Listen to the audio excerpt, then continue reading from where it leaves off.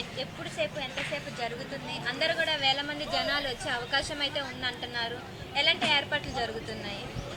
జై తెలంగాణ. ఈరోజు ఆగస్టు 6వ తారీఖున ఉదయం 10 గంటలకి మా బీసీ సామాజిక న్యాయ తెలంగాణ సంకల్ప సభని మా తెలంగాణ రక్షణ సేన అధినేత్రి అయినటువంటి శ్రీమతి కల్వకుంట్ల కవిత గారు ప్రారంభిస్తారు. ఈ సభకి రాష్ట్రం నలుమూలల నుంచి అన్ని నియోజకవర్గాల నుంచి కూడా బీసీ సామాజిక ప్రతినిధులు, అలాగే మైనారిటీలు, ఎస్సీ ఎస్టీ సబ్బండ వర్గాలు కూడా ఈ సభలో పాల్గొని ఈ సంకల్ప సభని జయప్రదం చేసేదానికోసం వస్తున్నారు. ఈ పార్టీ మా తెలంగాణ రక్షణ సేన పార్టీ ఈ సంకల్ప సభని నిర్వహించడం ద్వారా రాష్ట్రంలో ఒక సందేశాన్ని పంపించదలుచుకున్నాము. అదేంటంటే ప్రతి రాజకీయ పార్టీ కూడా ఇదే బీసీ సామాజిక న్యాయం అనే అజెండాని పెట్టుకొని ప్రజల్లోకి వెళ్ళే విధంగానటువంటి మేము ఇది ప్రేరేపిత చర్యగా మేము తీసుకుంటున్నాము, పంపించదలుచుకుంటున్నాం ఈ సందేశాన్ని.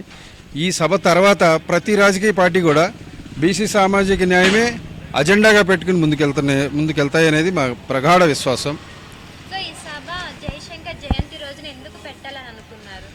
అమ్మ, తెలంగాణ రాష్ట్ర సాధన కోసం తెలంగాణ సిద్ధాంతకర్త అయినటువంటి ప్రొఫెసర్ జయశంకర్ సార్ యొక్క జన్మదిన సందర్భంగా పెట్టుకోవడం ద్వారా వారిని గౌరవించుకుంటూ, అలాగే ఆయన తెలంగాణ కోసం పరితపించారు. ఆయన కన్న కలల్ని సాకారం చేసేదానికోసం మరి బీసీ సమాజంలో బీసీ వర్గాలకి సమాన హక్కులు, సమాన న్యాయం, అలాగే సమాన అవకాశాలు కల్పించే దిశగా ఈ సభ నిర్వహించడం ద్వారా ప్రజలకు సందేశం పంపించదలుచుకున్నాం. ప్రతి రాజకీయ పార్టీ కూడా ఇదే ఎజెండాతో వెళ్తాయనేది మా విశ్వాసం. అందరూ కూడా ఆసక్తిగా ఆలోచిస్తున్నారు. ఏం చెప్పబోతున్నారు కవితక్క గారు ఈ సభ గురించి అని మీకేమైనా ఇన్ఫర్మేషన్ ఉందా?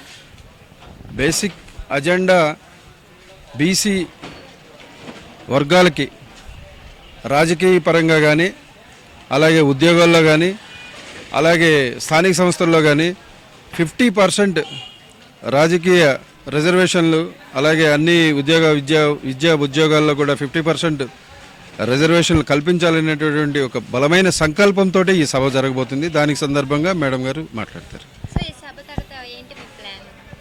ఈ సభ తర్వాత ఈ సభలో ప్రస్తావించినటువంటి అంశాలని, అలాగే మా పార్టీ మేనిఫెస్టోలో ఉన్నటువంటి ఉచిత విద్య, ఉచిత వైద్యం, అలాగే సామాజిక న్యాయం, అలాగే రైతుకి మర్యాద కలిగించేటటువంటి అంశాలతోటి, ఉపాధి అంశాలతోటి మేము ప్రజల్లోకి వెళ్తాం. ఈ అంశాలని గడప గడపకి మేము ప్రచారం చేస్తాం.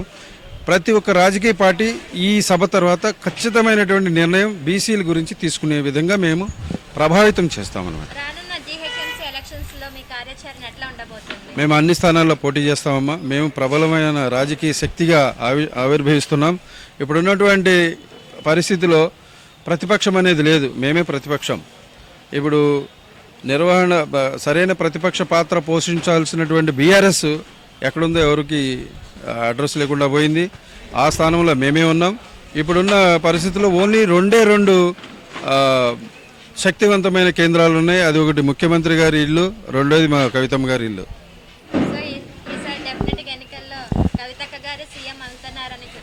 అమ్మ, ఈ మేనిఫెస్టోలో ఉన్నటువంటి ఉచిత విద్య, ఉచిత వైద్యం అనే 2 అంశాలు చాలమ్మా.